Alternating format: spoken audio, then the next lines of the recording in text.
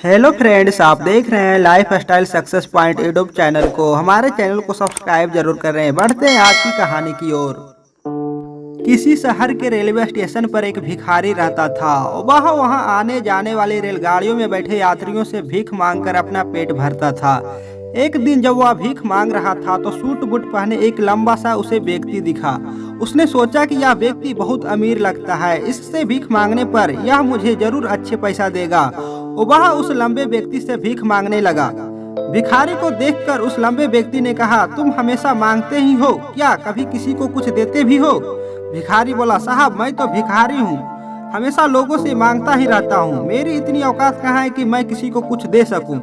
लंबा व्यक्ति बोला, जब तुम किसी को कुछ दे नहीं सकते हो तो तुम्हें मांगने का भी कोई हक नहीं है। मैं एक व्यापारी हूँ और लेन देन में ही विश्वास करता हूँ। अगर तुम्हारे पास मुझे कुछ देने के लिए है तभी बदले में मैं तुम्हें कुछ दूंगा। तभी वह स्टेशन आ गया जहाँ पर उस लंबे व्यक्ति को उतरना था। वह ट्रेन से उतरा और चला गया।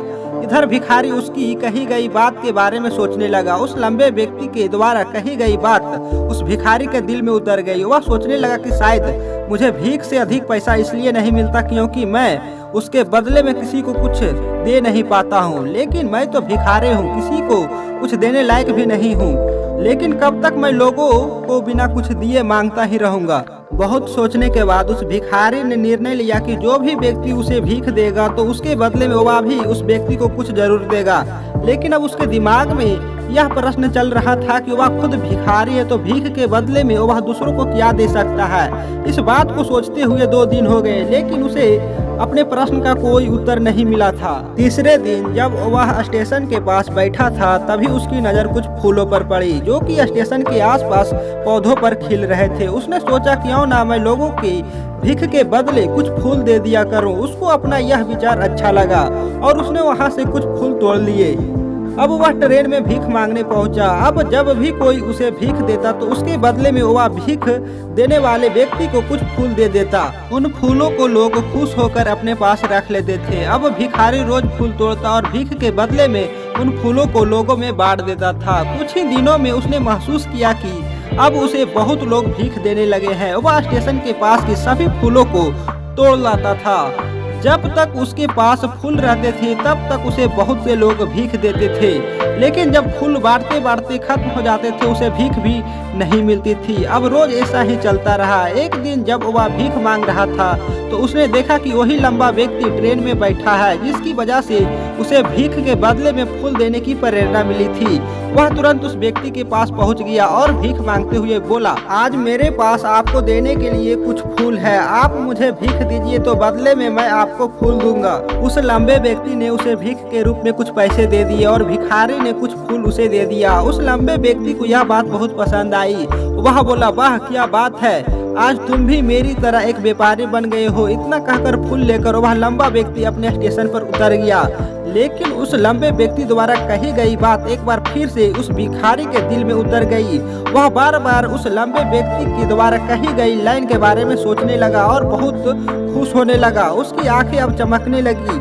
उसे लगने लगा कि अब उसके हाथ सफलता की चाबी लग गई है जिसके द्वारा वह अपने जीवन को बदल सकता है। वह तुरंत ट्रेन से नीचे उतरा और उत्साहित होकर बहुत तेज आवाज में ऊपर आसमान की तरफ देखकर बोला, मैं भिखारी नहीं हूँ, मैं भिखारी नहीं हूँ, मैं तो एक व्यापारी हूँ।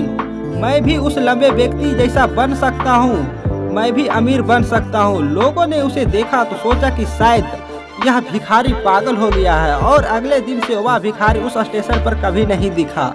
लेकिन 6 महीने बाद इसी स्टेशन पर 2 व्यक्ति सूट बूट पहने हुए यात्रा कर रहे थे। दोनों ने एक दूसरे को देखा तो उनमें से एक ने दूसरे को हाथ मिलाया और कहा, क्या आपने मुझे पहचाना?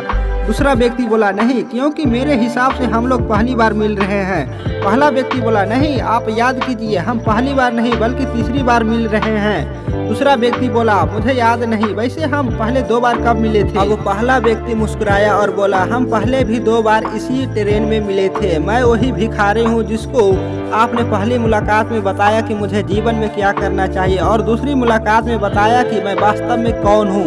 दूसरा व्यक्ति मुस्कुराया और अचंभित होते हुए बोला, ओह याद आया, तुम वही भिखारी हो जिसे मैंने एक बार भीख देने से मना कर दिया था और दूसरी बार मैंने तुमसे कुछ फूल खरीदे थे, लेकिन आज तुम यह सूट बूट में कहाँ जा रहे हो और आजकल क्या कर रहे हो।